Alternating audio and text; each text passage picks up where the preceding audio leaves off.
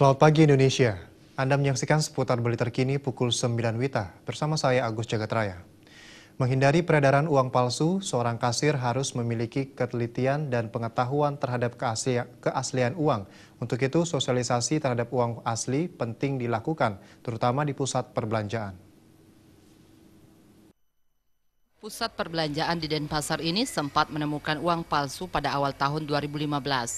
Menurut manajer operasional Novi Setio Utomo, peredaran uang palsu diketahui setelah pelakunya ditangkap pihak kepolisian.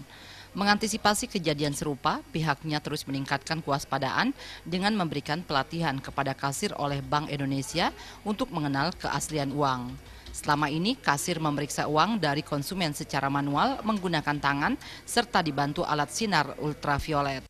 Jadi pola yang kami lakukan yang pertama memang kita edukatif kepada konsumen saat membayar.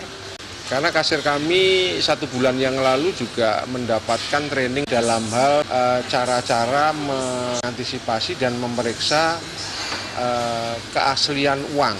Dan sisi lain juga kita secara teknologi kita pakai sinar ultraviolet itu kita ada alat yang kita beli untuk memastikan secara fisik bahwa uang itu asli apa tidak.